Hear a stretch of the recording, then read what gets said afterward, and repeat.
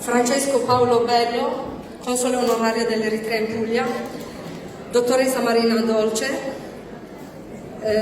dottor Enrico Marcola arriverà più tardi, tenente cavaliere Carlo Colombo, dottor Alessandro Pellegata, dottoressa Serena Massa, dottor Marco Castiglione, dottoressa Susanna Bartolotto, dottor Pietro Zambaiti, dottor Giovanni Antonio Maria Meyer. ክቡር አምባሳደር ሀገረ ኤርትራ ኣብ ኢጣልያ ዶክተር ተስፋሃጽዮን Petros, col suo permesso do il benvenuto a questi nostri amici dell'Eritrea e li invito qui a dare un breve saluto per questa cerimonia dell'indipendenza. Grazie.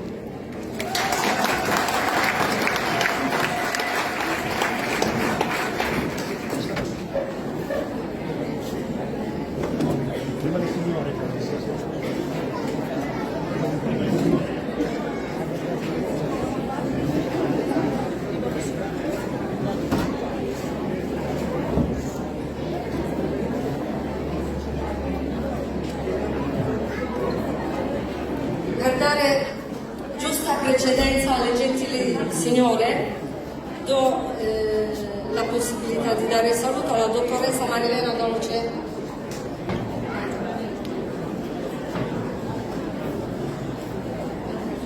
Io starò. Grazie come sempre, grazie per l'invito e siccome siamo molti, stavolta scusatemi, non parlerò a braccio per essere più rapida. E per dire ancora una volta, la festa dell'indipendenza per me ormai da 10 anni e passa un momento molto importante, ma questa volta è una festa secondo me speciale perché ci sono stati molti cambiamenti nel Corno d'Africa, perché l'Eritrea è al centro di questi cambiamenti, anche se forse non è così chiaro neppure in Italia. Faccio un rapidissimo riepilogo di cose che naturalmente ben sapete e che in questi anni ho scritto sia per Eritrea Live che per altre testate. Allora, il cambiamento principale arriva nel 2018. In Etiopia si insedia il nuovo premier che consente per l'Eritrea finalmente la ripresa delle relazioni, una condizione che era stata fino allora osteggiata, quindi per quasi 20 anni, dal TPLF. Subito dopo, tuttavia, proprio il TPLF provocherà uno scontro che, come abbiamo visto, è stato pesantissimo e durato purtroppo poco più di 2 anni. A quel punto, però, l'Eritrea è scesa in campo e ha fatto da scudo assieme al governo dell'Etiopia perché il conflitto finisse il prima possibile, fino all'accordo di Pretoria del 2022. Però precedentemente ancora le relazioni dell'Eritrea erano migliorate con diversi paesi. Ricordiamo innanzitutto con la Somalia, dove il nuovo presidente eletto in Eritrea ringrazia in una visita ufficiale per il training e per la formazione data al proprio esercito. Ora c'è una nuova guerra terribile in Sudan, ci sono frontiere che sono state chiuse, ma l'Eritrea e il presidente ha dato un'intervista nella quale ha detto che le frontiere dell'Eritrea sarebbero state aperte, ma soprattutto che sarebbero stati accolti i profughi, soprattutto nell'area di Tessenei, che è quella più vicina al confine, non nei campi ma nelle case, questo proprio per il riconoscimento dell'antica solidarietà con il popolo sudanese del tempo ancora dei 30 anni di combattimento. Inoltre ci sono buoni rapporti col Sud Sudan e col Kenya. Però a questo punto lasciatemi citare, perché secondo me è una svolta molto importante, l'invito ricevuto da parte della Cina, del presidente cinese. E per pochissimi di voi che non lo sapranno, però vorrei ricordare le parole del presidente, del presidente cinese rivolto a Isaias, che sono state: se sei un leader serio, come il presidente dell'Eritrea Isaias Afwerki, che rispetta se stesso e il suo popolo e si rifiuta di inchinarsi all'imperialismo occidentale, allora le grandi potenze come la Repubblica Popolare Cinese ti trattano con il rispetto e l'onore che meriti. E bisogna dire che per chiunque abbia visto le immagini sembrava non essere protocollo, ma una reale, caldissima accoglienza. Io spero che questi cambiamenti, di cui sicuramente parlerò, scriverò nei prossimi mesi, non rimangano isolati e che i giornali italiani, e parlo di questo perché è il mio lavoro, scrivano che l'Eritrea comunque è un piccolo paese ma importantissimo nel Corno d'Africa. Grazie.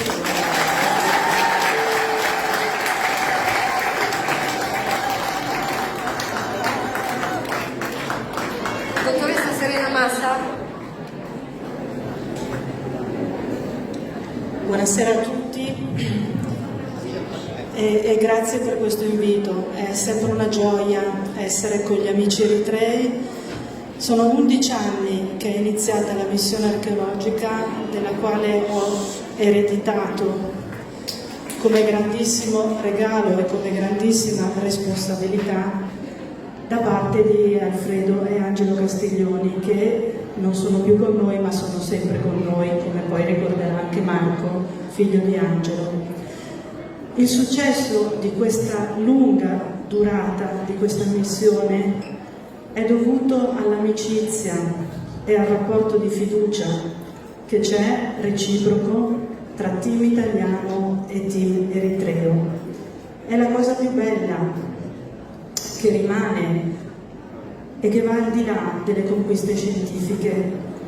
Finalmente quest'anno, dopo i 2 anni di sospensione del Covid, abbiamo potuto riprendere gli scavi ad Alpis. È stata una campagna lunga con moltissime novità. Stiamo trovando sempre più evidenze della centralità di Adulis, centralità dell'Eritrea, l'ha ricordato poco fa la dottoressa Marilena Dulce, nei tempi attuali e nei tempi moderni.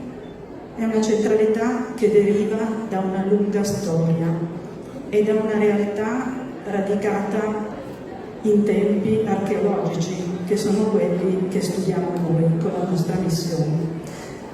Vi dico solamente una novità.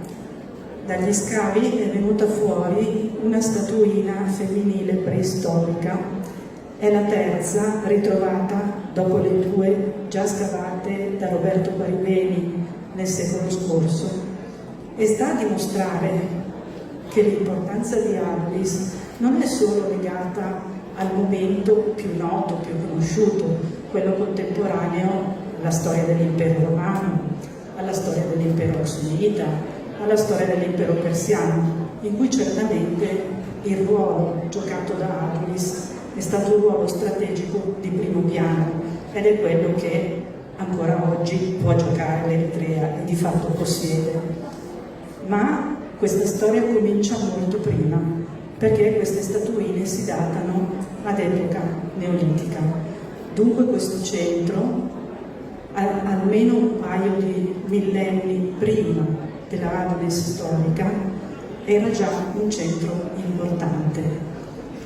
Quindi io mi auguro che possiamo andare avanti ancora, perché le domande sono ancora tantissime, ma stanno cominciando ad arrivare anche delle risposte.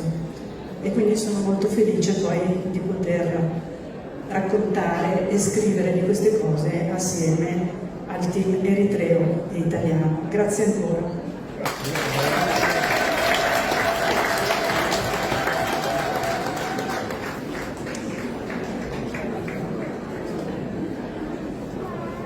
Dottoressa Susanna Bortolotto, prego. Buon pomeriggio a tutti, salve. Io sono Susanna, insegno al Politecnico di Milano e con Serena e con i fratelli Castiglioni ho iniziato a lavorare in Eritrea grazie a loro, e in Eritrea è stata per me una grandissima gioia, perché abbiamo trovato una grande squadra e soprattutto un grande ascolto da parte del Ministro della Cultura e dello Sport, l'architetto Zemede. Quello che noi andiamo giù a fare ad Adulis è sicuramente lavorare sul campo ad Adulis, ma anche fare formazione. Quindi questo per noi è una grandissima gioia, riuscire a formare e a supportare le nuove generazioni. Io ho finito il mio intervento e lascio la parola a chi viene dopo di me. Grazie. Dottor Castiglione, Bene, buonasera, io sono un novizio, il secondo anno che mi fate l'onore di invitarmi, e vengo a rappresentare mio padre e mio zio che non ci sono più, però per me è una grande emozione, è stato bellissimo l'anno scorso, è bellissimo quest'anno, perché qui si respira veramente un'umanità, una felicità, un'accoglienza rara, che davvero si incontra raramente in giro per il mondo. Ecco, mio padre e mio zio hanno viaggiato per oltre 60 anni nel continente africano, hanno iniziato a 20 anni, nel 1957, ormai preistoria, in Vespa. Il primo viaggio è stato insomma qualcosa di davvero avventuroso, e da lì poi non hanno più smesso. Per 60 anni l'Africa l'hanno girata, l'hanno amata, l'hanno studiata, l'hanno apprezzata, però c'è un posto dove mi è sempre stato detto avevano lasciato il cuore, che è l'Eritrea. E l'hanno lasciato in Eritrea perché in Eritrea c'è tutto, c'è l'umanità, c'è la storia, c'è la cultura, c'è il paesaggio, c'è un potenziale enorme. Voi avete avuto un passato grande, avete un grande presente, e vi auguro davvero di cuore di avere un grandissimo futuro. Grazie.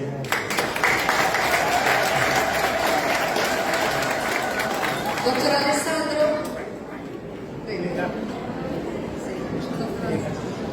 Buonasera a tutti.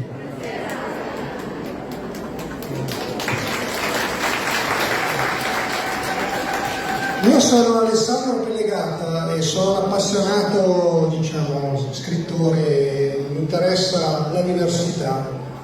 In casa mia mangiamo pane ed Eritrea perché sono il marito di Susanna Bortolotto, che sono amico della dottoressa Massa, quindi in tutti questi anni ho cercato di seguire l'Eritrea, che è un paese meraviglioso. Sono stato onorato della presenza di Pietro Sfessazione quando è stato presentato il mio libro a Bari, che ringrazio ancora.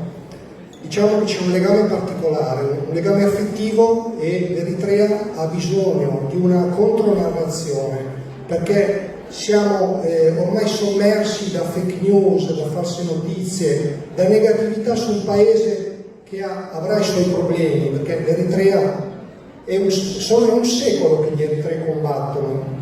I primi ascari eritrei furono mandati dagli italiani a combattere in Libia, quindi è un secolo che questo paese sta cercando la propria dignità, la propria indipendenza, e sta combattendo tuttora per mantenerla. Quindi quello che stiamo cercando di fare con correttezza, con lealtà, con fedeltà e con amicizia è di fare una contronarrazione e di spiegare veramente che cos'è questo paese, con tutte le sue bellezze, con tutte le sue meraviglie, e mi auguro nei prossimi mesi di dedicare uno spazio importante a quello che è lo studio dell'etnografia, della diversità umana che c'è in Eritrea. Grazie ancora.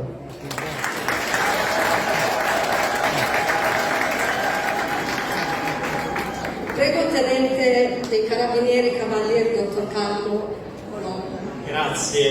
Grazie anzitutto, un saluto a tutti voi, agli uomini e alle donne dell'Eritrea. Buonasera.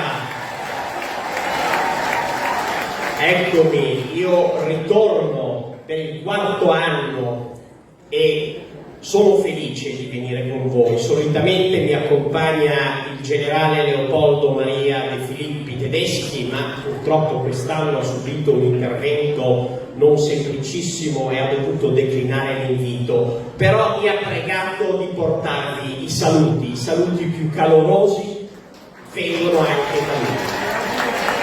E auguri anche a lui. Perché siamo qua?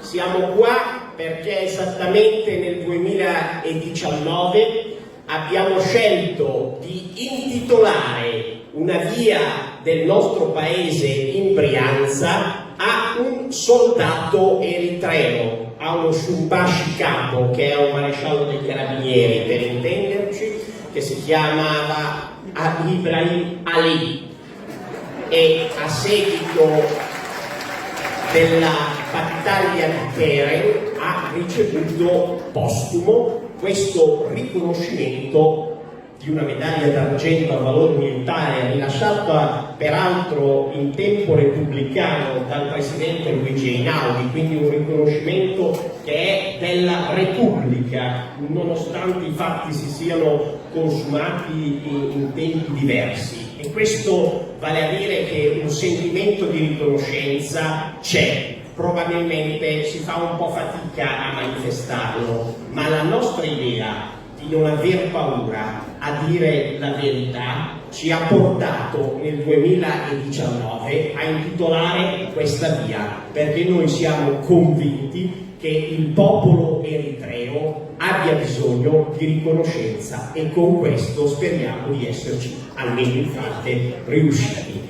E allora grazie e ancora buona festa a tutti.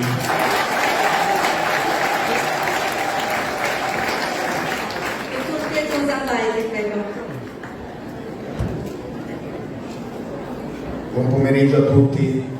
Io sono più fortunato di molti di loro perché io passo metà del mio tempo ad Asmara e sono più fortunato di voi e tanti me lo dicono perché io vado e vengo continuamente, quindi l'altro giorno io ero allo stadio, sono l'unico che era allo stadio l'altro giorno e ho questa grande fortuna di passare metà della mia vita con il popolo eritreo e ringrazio perché mi avete accolto e sono diventato un eritreo. Qualcuno pensa che io sia un privilegiato perché ho questa azienda da Asmara, vi assicuro che sono un privilegiato, ma al contempo una grande responsabilità ed un grande impegno, ma che gestisco col cuore. Ho raggiunto quest'anno 750 persone a cui do lavoro, ho 160 bambini. L'altro giorno ai festeggiamenti ad Asmara c'erano dei bambini che mi vedevano in giro e mi chiamavano Papà Pietro che quando sembrano quelle barzellette di uno che va all'estero, in realtà mi chiamano Papà Pietro perché nel mio asilo ho 170 bambini, poi io per scherzo dico solo la metà sono miei. Quindi produciamo, abbiamo raggiunto un ottimo livello di qualità grazie appunto alla qualità delle persone eritree, e se volete vedere Made in Eritrea ed essere orgogliosi del Made in Eritrea, andate in qualsiasi negozio di Calzedonia o di Intimissimi, guardate le camicie di lino, il cotone lino e vedete scritto Made in Eritrea, perché tutte le camicie di Calzedonia in lino, tutte le camicie di Intimissimi in lino, o se andate da Max & Co e vedete Made in Eritrea. Quindi io ringrazio ancora perché sono veramente contento di svolgere questo mio lavoro e di stare con la gente eritrea e spero di rappresentare rispetto al passato il presente e il futuro dell'Eritrea. L'Eritrea ha un enorme potenziale e io sono sicuro che un giorno l'Eritrea esploderà e diventerà l'esempio per l'Africa. Grazie.